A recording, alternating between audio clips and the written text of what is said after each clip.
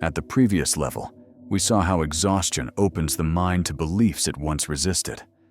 Tonight, we go deeper. Because after beliefs have been rewritten, something even more subtle occurs. Effort itself begins to disappear. Not because escape is impossible, but because trying no longer feels meaningful. Carl Gustav Jung understood this moment with great clarity.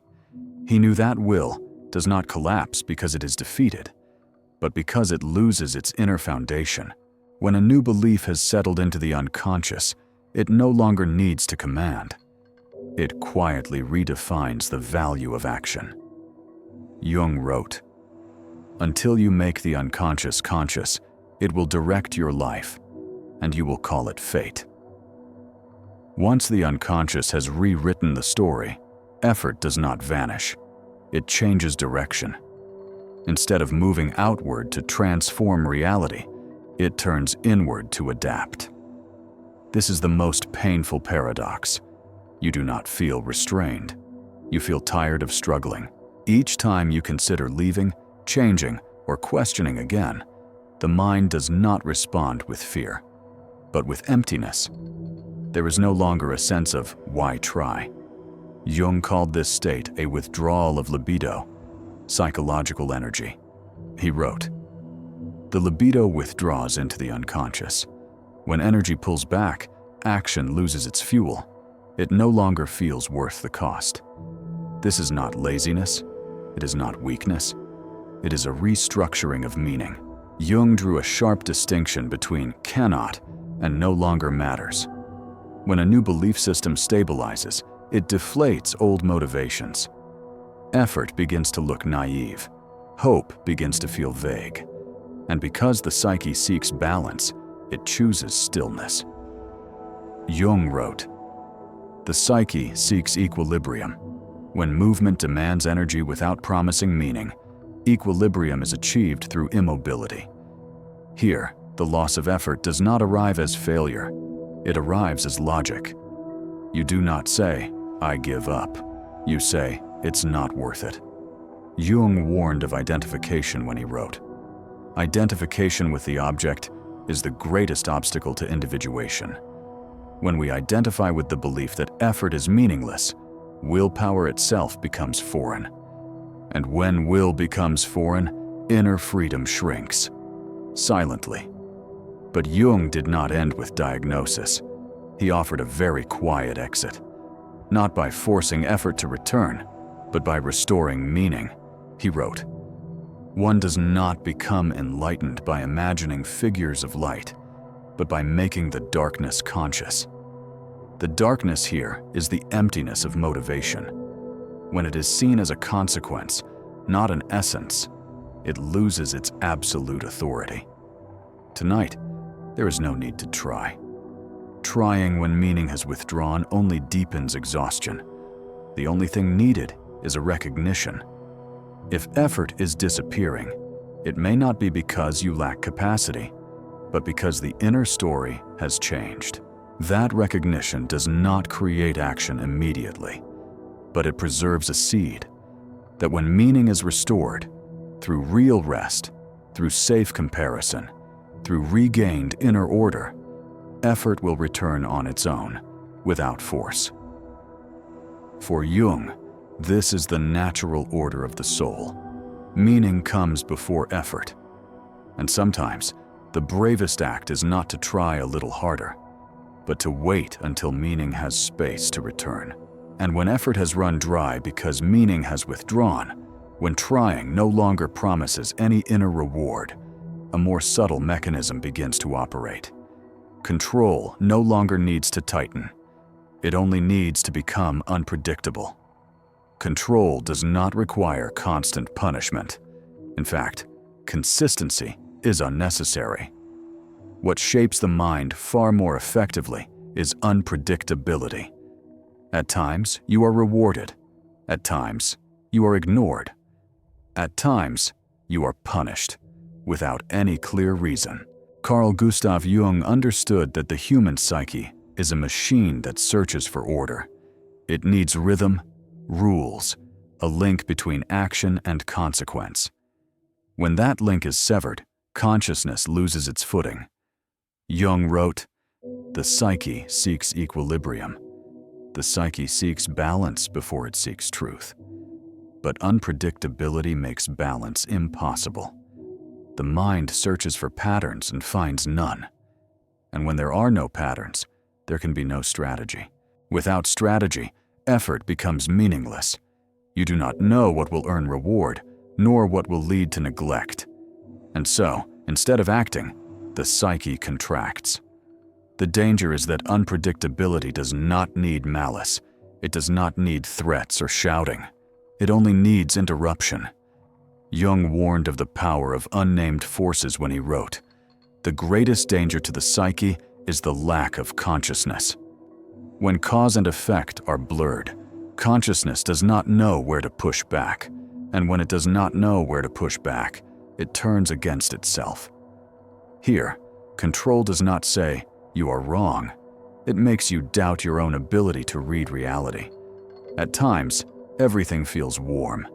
At times, icy. There is no warning signal. Jung called this a state of prolonged uncertainty, in which libido, psychic energy, is drained by constant guessing. He wrote, "The libido withdraws into the unconscious. As energy withdraws, action diminishes, vigilance increases, and consciousness gradually gives way to primitive responses, pleasing, avoiding, or freezing." What does unpredictability destroy first? Trust in the connection between effort and outcome. When that trust collapses, effort loses its meaning, exactly as we saw in the previous level. And when effort loses meaning, freedom of choice thins out. Not because it is forbidden, but because there is no longer a formula. Jung reminds us, until you make the unconscious conscious, it will direct your life, and you will call it fate. In uncertainty, we call what happens fate, because we no longer feel our hands on the steering wheel. The human psyche seeks patterns in order to live, not in order to argue. When patterns are broken, the mind enters a state of learned helplessness. It tries, without knowing what is right or wrong. It exerts effort, without knowing what it will gain, and eventually, it chooses minimal safety, doing less, asking less, feeling less. Jung clearly distinguished between calm and paralysis. Calm comes from reconciliation. Paralysis comes from being unable to predict the world. Jung once wrote, "People do not have ideas. Ideas have people." In an unpredictable environment, the idea that takes control is this: nothing I do really makes a difference. When that idea seeps into the unconscious, it rewrites motivation. You do not need to be punished to stop. You stop because no strategy feels reliable anymore. The Stoics saw this long ago. Epictetus said, "It is not things themselves that disturb us, but our judgments about them." But to revise judgments, one needs a world stable enough to compare. When feedback is intermittent and contradictory, judgment has no ground. Marcus Aurelius wrote, "If anyone can refute me, show me I'm making a mistake or looking at things from the wrong perspective, I'll gladly change." But unpredictability does not refute. It forces you to guess. And prolonged guessing erodes the will. What is most subtle is that unpredictability creates an illusion of personalization. When you are rewarded, you believe it is because of you. When you are ignored, you believe it is because of you. Jung called this identification with outcomes. He warned, identification with the object is the greatest obstacle to individuation. When we identify ourselves with random feedback, identity becomes fragile. Inner freedom becomes dependent on external signals. And so, control does not need consistency. Consistency creates learning. Unpredictability creates dependency. In unpredictability, you are always waiting for a signal, waiting to act. waiting to stop, Jung would say. This is the moment consciousness loses its center, and the unconscious, driven by complexes seeking safety, steps forward. Complexes are autonomous psychic entities. Once the complex of uncertainty takes over, life is organized around risk avoidance, not around meaning. But Jung does not end in despair. He points to a very quiet exit, restoring the ability to see patterns, not in the chaotic outer world, but in your own reactions. To recognize that unpredictability is eroding effort, to recognize that standing still is not weakness, but the absence of any trustworthy strategy. This recognition does not demand immediate action. It simply relocates the center inward. Jung wrote, "One does not become enlightened by imagining figures of light, but by making the darkness conscious." The darkness here is prolonged unpredictability. Once it is named, it loses its power to manipulate silently. You may not be free yet, but you are no longer blaming yourself. And when self-blame stops, energy begins, very slowly, to return. And when unpredictability has dissolved every strategy, when rewards and punishments no longer follow any discernible rule, the mind is forced to try the last path it still believes might work. Trying harder. At first, you try harder. You adjust your behavior. You observe every small signal, anticipate reactions, fine-tune yourself bit by bit to approach what you believe is right. This effort is not laziness. On the contrary, it is tense and disciplined. Carl Gustav Jung understood this phase as a compensatory reflex of consciousness. When external order collapses, the ego tightens control in an attempt to restore a sense of safety.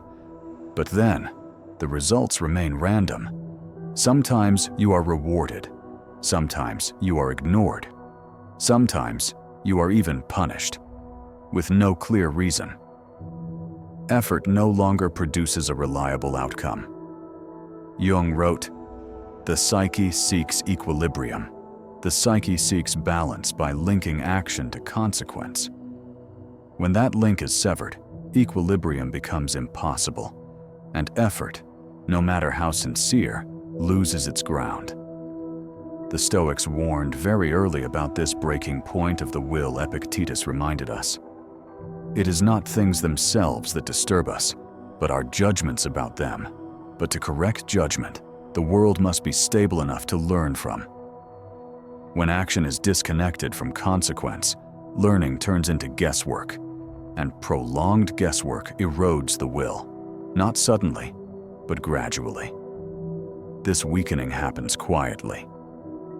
At first, you are simply more tired. Then you hesitate. Then you choose actions with less risk. Jung called this the withdrawal of libido, the withdrawal of psychic energy. He wrote, "The libido withdraws into the unconscious. When energy retreats inward, action is no longer fueled by meaning. It becomes procedural.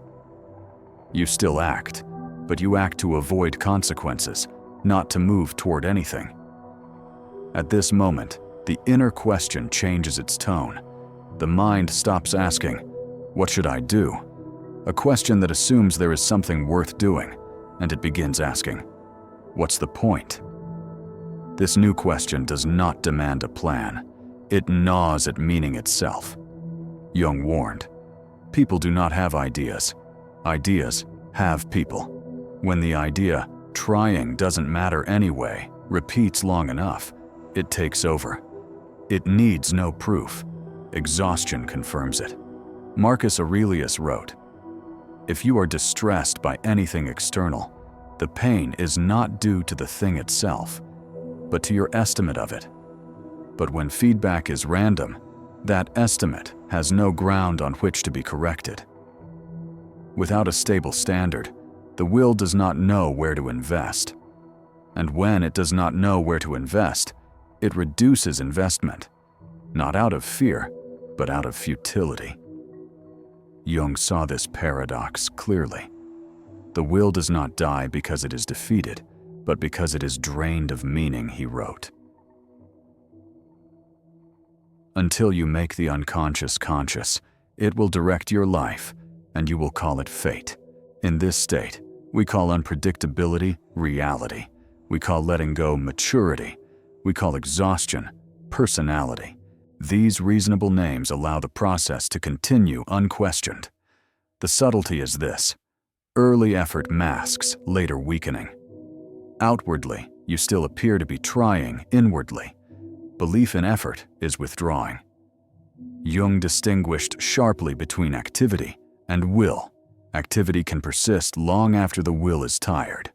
But when the will is tired long enough, activity loses direction, and prolonged loss of direction leads to selective immobility, doing only what minimizes loss. The Stoics advised returning to what lies within one's control, judgment and virtue. But judgment requires energy. When energy has been eroded by unpredictability, that advice feels distant. Seneca wrote, "A calm sea does not make a skilled sailor, yet a sea that is too chaotic does not teach skill either. It teaches avoidance. And prolonged avoidance makes us forget how to choose a direction." Jung did not condemn this stage. He saw it as a self-preserving reflex. When action no longer leads to reliable outcomes, the psyche reduces investment to reduce damage. That is not weakness, it is protection. The problem arises only when we identify ourselves with this state. Jung warned, identification with the object is the greatest obstacle to individuation. When we believe I am someone without will, we freeze the possibility of recovery. Jung's way out was not to force effort to return.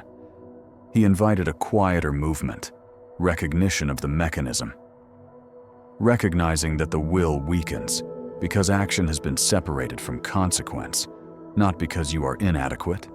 That recognition stops self-blame, and the very act of stopping self-blame releases energy. Not much, not immediately, but enough that the old question is not entirely dead. And then, in a rare pocket of stillness, the question may return, very softly. Not, what should I do to be rewarded? But what is still worth doing even without reward? Jung believed that meaning precedes effort. When meaning is given space to return, effort arises naturally without coercion. This is the moment of transition, from striving to control outcomes to doing what holds inner meaning, regardless of outcome. For Jung and for the Stoics, this is not surrender, it is a recentering. And when the center is restored, the question, what's the point, no longer destroys. It becomes a gateway, leading toward a meaning that does not depend on the unpredictability of the world outside. And when the question, what's the point, begins to echo more often than the question, what should I do? The mind crosses into a new threshold, one where stopping is no longer a moral choice, but a survival reflex. This is not surrender. This is learning, but a cold, neurological kind of learning. The brain evolved to conserve energy first and to seek truth only after survival is secured.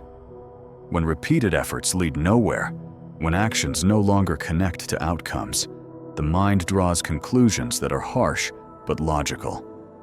Effort is wasteful. Hope is dangerous. Trying leads to pain. These conclusions do not need to be taught. They are carved by experience. Carl Gustav Jung saw this not as a moral failure, but as a restructuring of psychic energy. He wrote, "The psyche seeks equilibrium. When continuous movement only produces loss, balance is achieved by reducing movement, and so the nervous system shifts, no longer oriented toward freedom, but toward endurance, no longer searching for new paths, but for the least painful way to remain." This explains why the state often looks like calm. No more inner struggle, no more dreaming, no more expectation. Jung warned that such calm can be a freezing, rather than a reconciliation. He wrote, "Neurosis is always a substitute for legitimate suffering. When the legitimate pain of striving is blocked, the psyche creates a quieter substitute. The silence of no longer imagining." Jung described this stage as the collapse of agency, when the psyche no longer imagines a different future. Not because such a future does not exist, but because there is no longer enough energy to envision it. He wrote, "Until you make the unconscious conscious, it will direct your life, and you will call it fate. When agency withdraws into the unconscious, we label the state reality, fate, or maturity. And because those words sound wise, the process continues unchecked. The crucial point is this. This is not a conscious decision to give up. There is no moment of saying, "I quit." There is only a quiet adjustment of the nervous system. The Stoics recognized this long ago. Seneca wrote, "We suffer more often in imagination than in reality.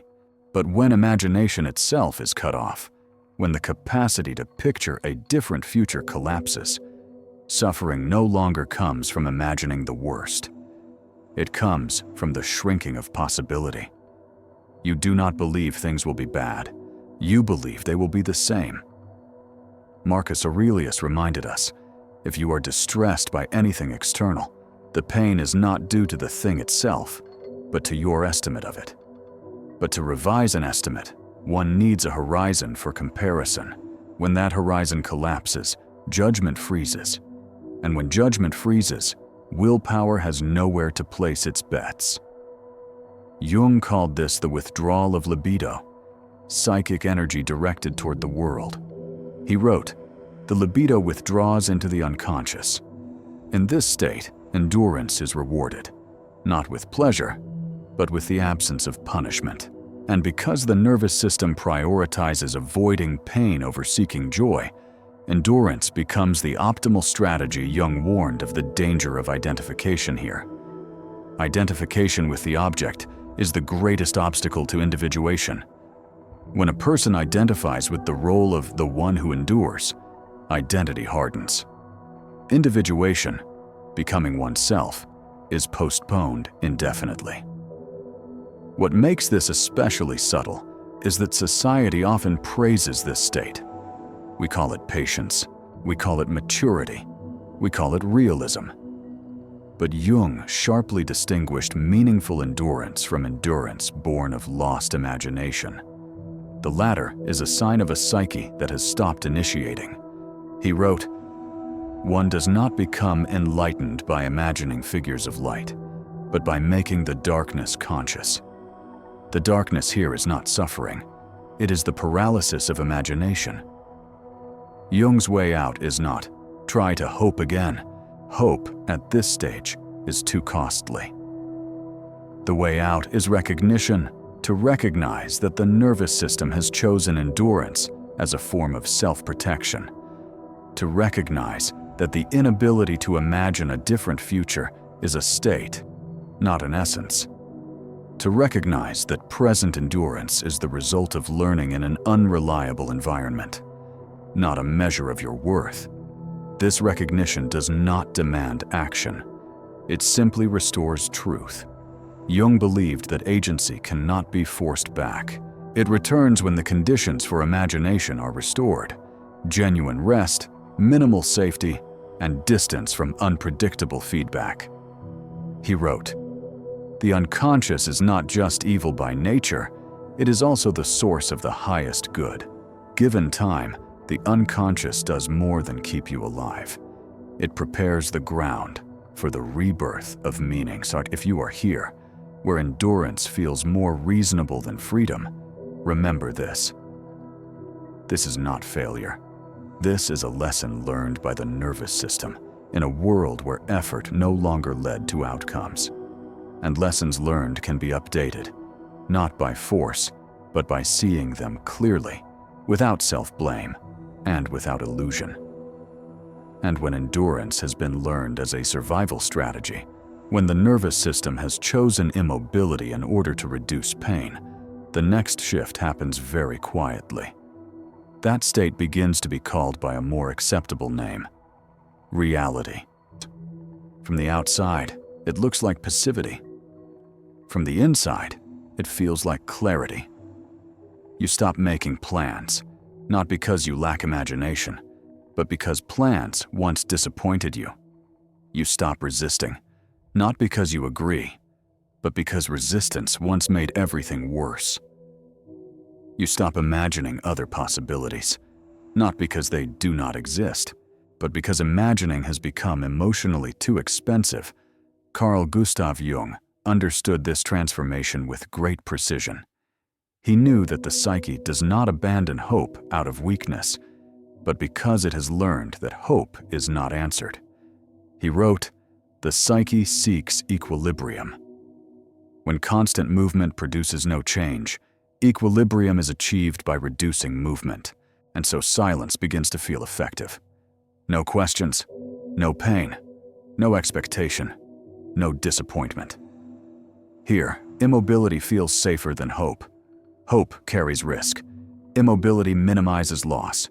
Jung warned that when safety becomes the highest value, the future is sacrificed. He wrote, "Until you make the unconscious conscious, it will direct your life, and you will call it fate." When immobility operates unconsciously, we do not call it fear, we call it reality. And because reality sounds mature, the process continues without being questioned. The subtle danger is that this state is socially reinforced. We praise those who are realistic, who accept things, who do not dream. But Jung drew a sharp distinction between wise acceptance and defensive paralysis. The latter does not bring deep peace. It brings a quiet numbness. He wrote, "Neurosis is always a substitute for legitimate suffering. When the rightful pain of dreaming and disappointment is avoided, the psyche creates a substitute calm, the calm of no longer investing." The Stoics also recognized this fragile boundary. Marcus Aurelius wrote, "The impediment to action advances action. What stands in the way becomes the way, but this is only true when action is still imaginable. When action can no longer be conceived as possible, the obstacle does not become the path, it becomes a wall. And that wall, over time, is called personality." Jung described this stage as the freezing of imagination, not because imagination is wrong, but because it has been paired with pain. He wrote, "One does not become enlightened by imagining figures of light, but by making the darkness conscious." The darkness here is not sadness, it is the learned belief that movement changes nothing. When that belief goes unnamed, it defines a life. Silence becomes appealing because it is predictable. No surprises, no disappointment, no broken hopes. Jung understood that the nervous system prioritizes the avoidance of pain over the pursuit of joy. And so immobility becomes the optimal strategy in a world where action no longer leads to outcomes. He wrote, "People do not have ideas. Ideas have people. When the idea standing still is safer takes hold, it organizes choices without debate." The most painful part is this: you do not feel forced. You feel right. You do not say, "I'm afraid." You say, "I am realistic." Jung warned of the danger of identification when he wrote, "Identification with the object is the greatest obstacle to individuation." When you identify yourself with immobility, "I am not a dreamer," the process of becoming yourself freezes, not because of lack of potential, but because there is no safe space for potential to emerge. The Stoics emphasized inner order as the condition for freedom. Epictetus said, "Freedom is secured not by the fulfilling of men's desires, but by the removal of desire." But removing desire does not mean killing imagination. It means releasing desires that depend on uncontrollable outcomes. When immobility is mistaken for stoicism, stoicism itself is distorted. True stoicism requires inner agency, not numbness. Jung does not ask you to hope again from this place. He knew that hope here is too heavy. His invitation is quieter, to recognize the learning that has taken place, to recognize that you stopped planning, not because you are incapable, but because your nervous system learned that plans were not met with response, that recognition preserves a small opening, that immobility is a learned strategy, not your essence. When recognition is placed correctly, self-blame stops.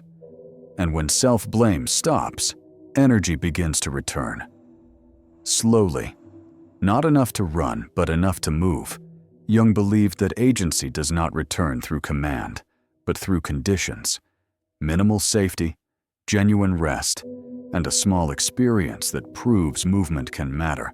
Again, he wrote, "The unconscious is not just evil by nature, it is also the source of the highest good.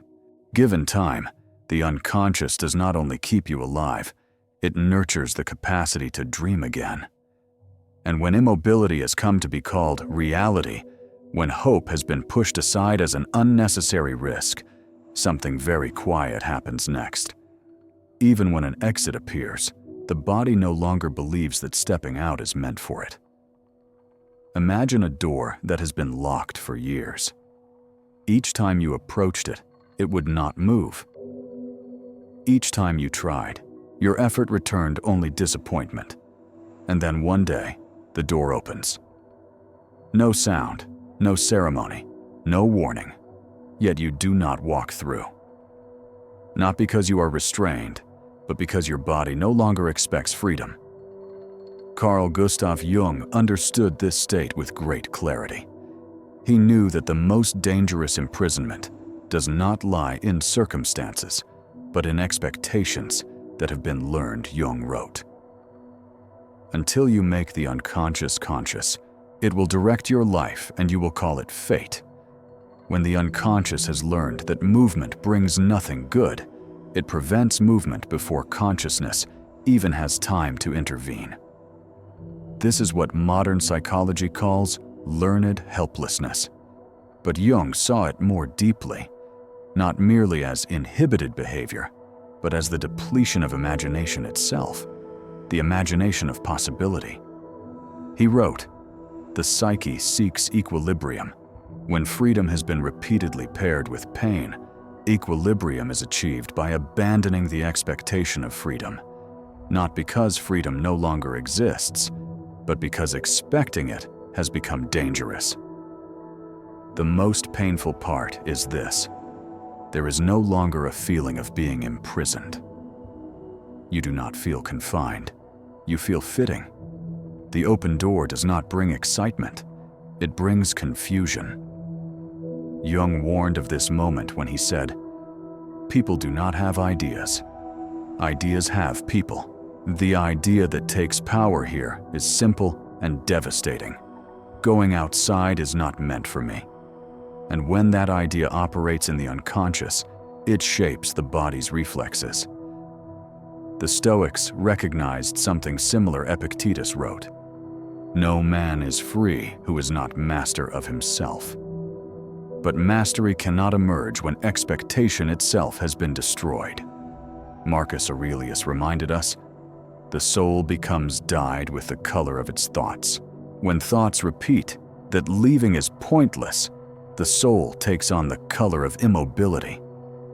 No chains are required. That color alone is enough to keep you inside. Jung described this state as the collapse of agency, the inability to imagine a different future, even when such a future is possible. He wrote, "One does not become enlightened by imagining figures of light, but by making the darkness conscious. The darkness here is not fear, but the absence of expectation. And when expectation disappears, action cannot begin." What makes this so subtle is that learned helplessness masquerades as wisdom. You say, "I'm not a dreamer. I don't hope. I'm realistic." But Jung drew a sharp distinction between clarity and paralysis. Clarity allows choice. Paralysis prevents choice from arising at all. When the door opens and you do not step through, that is not a choice. It is a learned reflex. The Stoics emphasized inner order as the condition of freedom, Seneca wrote. He suffers more than necessary, who suffers before it is necessary. Tobarim. But learned helplessness is a state where you neither suffer beforehand nor afterward. You simply stop expecting. And when expectation disappears, the future collapses into an endlessly extended present. Jung did not blame those who live in this state. He understood it as an adaptation of the nervous system within an unreliable environment. He wrote, "The unconscious is not just evil by nature, it is also the source of the highest good. The unconscious kept you alive by reducing pain, but the price was expectation. And when expectation is lost, freedom no longer feels like it belongs to you." Jung's way out was not step through the door now. Forced movement only reactivates pain. The way out is to restore expectation gradually, not through grand promises, but through small, trustworthy experiences. A very small movement with feedback, a small choice with a visible consequence. Jung believed that willpower is reborn through evidence, not through commands. He wrote, "The creation of something new is not accomplished by the intellect, but by the play instinct. Play, trying without staking your entire self, is how the unconscious relearns safety. When the body learns that movement no longer brings pain, expectation returns on its own. Quietly, without declarations. As a single, very small step. And when immobility has been endured long enough, when the body has learned to stay still as a survival strategy, that immobility begins to demand justification, and that justification often takes the name of virtue. The Stoics believed that suffering increases when we confuse endurance with virtue. Endurance, in itself, is not evil. It is a survival reflex. But when endurance becomes habitual, and the habit is repeated long enough, it begins to masquerade as identity. You no longer say, "I am enduring." You begin to say, "This is who I am." Carl Gustav Jung saw this moment as a subtle turning point in psychological life. He wrote, "People do not have ideas. Ideas have people. When the idea endurance is right takes hold, it no longer needs justification. It shapes the way you narrate your life. And that story, repeated often enough, becomes an inner house, one you remain in, not because it is comfortable, but because it is familiar. You begin to say, 'Life is just like this. This is all I can reasonably expect. There's no point anyway.' These statements do not sound bitter. On the contrary, they sound calm. Jung warned that such calmness can be the silence of imagination that has died. He wrote, "The greatest danger to the psyche is the lack of consciousness. When endurance operates unconsciously, we no longer see it as a state. We experience it as unquestionable reality." The Stoics were extremely careful at this point. Epictetus said, "Don't demand that things happen as you wish, but wish that they happen as they do happen, and you will go on well." But this was never a call to abandon alternative possibilities. It was a call to accept what lies beyond our control so that freedom within our control may remain intact. When endurance is mistaken for virtue, Stoicism itself is distorted, because virtue requires inner agency, not paralysis. Marcus Aurelius wrote, "If it is not right, don't do it. If it is not true, don't say it." For him, virtue was inseparable from conscious choice. But when endurance becomes habitual, choice disappears. You do not choose to stay. You become accustomed to staying. Jung called this a dangerous identification. He warned, "Identification with the object is the greatest obstacle to individuation." When you identify yourself with endurance, I am someone who endures well. The process of becoming yourself freezes.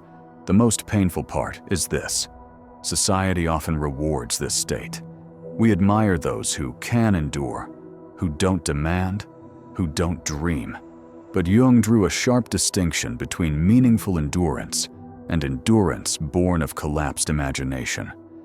The latter does not bring deep peace, it brings a gentle numbness. He wrote, "Neurosis is always a substitute for legitimate suffering. When the rightful pain of hoping and being disappointed is avoided, the psyche creates a substitute calm, the calm of no longer staking anything." The Stoics said, suffering increases when we bind identity to circumstance. Seneca wrote, "He suffers more than necessary, who suffers before it is necessary." But in habitual endurance, we no longer suffer in advance. We stop expecting altogether. And that very cessation of expectation allows suffering to persist quietly, chronically. Without a name, Jung saw here an uncomfortable truth. Calmness is not the same as freedom. Calmness may be a sign of reconciliation, or it may be a sign of freezing. The difference lies in one simple question: can you still imagine another possibility? If not, that calmness is not serenity. It is the narrowing of the soul, he wrote. One does not become enlightened by imagining figures of light, but by making the darkness conscious. The darkness here is not pain. It is the learned belief that hoping is pointless. When that belief is named, it loses its moral disguise. You stop calling it reality. You see it for what it is, an outdated survival strategy. Jung's way out is not rebellion. He does not tell you to stop enduring. He simply invites you to separate virtue from habit. Virtue, for Jung, as well as for the Stoics, always contains consciousness and choice. When endurance is no longer chosen, it is no longer virtue. And when endurance has been mistaken for identity, when calmness is confused with virtue, a deeper truth begins to reveal itself. Quietly, but dangerously. And here is the quiet truth. The greatest danger is not being imprisoned, but believing that there is no way out. Carl Gustav Jung saw this clearly in the deepest layers of the human psyche. He understood that the strongest chains are not external circumstances, but beliefs that have been internalized. Once such a belief takes root, even freedom begins to feel suspicious. Jung once issued a famous warning. Until you make the unconscious conscious, it will direct your life, and you will call it fate. When the idea, there is no way out, operates in the unconscious, it no longer needs to be repeated. It organizes your entire experience of the future. Not through fear, but through obviousness. You do not think, I am trapped. You think, this is just how things are. The subtlety lies here. This belief does not bring sharp pain. On the contrary, it brings a cold sense of stability. No more inner struggle, no more shattered hope, no more imagining alternatives. Jung warned that this very calmness is the danger. He wrote, "The greatest danger to the psyche is the lack of consciousness. When awareness of alternatives disappears, the mind stops moving and calls it peace." The Stoics meet Jung at this exact point. Epictetus said, "No man is free who is not master of himself." But mastery cannot exist once expectation has been eroded. Marcus Aurelius wrote, "The soul becomes dyed with the color of its thoughts." When the repeated thought becomes, "There is no exit," the soul takes on the color of helplessness. No bars are needed. That color is enough to keep you where you are. Jung saw that the belief, "there is no way out," rarely appears suddenly. It is the result of a long chain of adaptations. Effort, disappointment, endurance, habitual endurance, calling endurance an identity. And once identity is bound to confinement, Leaving no longer feels like liberation. It feels like losing oneself. Jung called this identification and warned, identification with the object is the greatest obstacle to individuation. When you identify with the cage, an open door is no longer good news. It becomes a threat. So tonight, there is nothing to force. Jung never advocated breaking through with brute will. He understood that forcing movement at this stage only reinforces the old belief, that movement leads to pain. Instead, he offered something else: recognition. To recognize that the belief there is no way out is a learned belief, not an eternal truth. That recognition does not create immediate action, but it prevents the psychological door from locking completely. Jung wrote, "One does not become enlightened by imagining figures of light, but by making the darkness conscious." The darkness here is not the prison, but the belief that the prison is all that can exist. When that belief is named, it loses its silent authority. You may not step out yet, but you no longer say that stepping out is impossible, and that very small distance is the seed of freedom. At the next level, we will go deeper still into what happens when identity itself becomes fused with captivity, when leaving feels like betraying who you are. When the self is built around staying, freedom is no longer a goal. It becomes a threat to identity. Jung understood this as the final and most difficult barrier because it does not confront fear, but the sense of self itself. But for now, rest. Jung held sleep in deep respect as a natural healing space. He believed that many profound integrations do not happen when we try to understand, but when consciousness allows the unconscious to work in silence. He wrote, "The unconscious is not just evil by nature, it is also the source of the highest good." When allowed, the unconscious does not merely keep you alive, it prepares renewal. The mind does not need effort to sleep, it only needs permission. Permission not to solve everything tonight. Permission not to leave yet.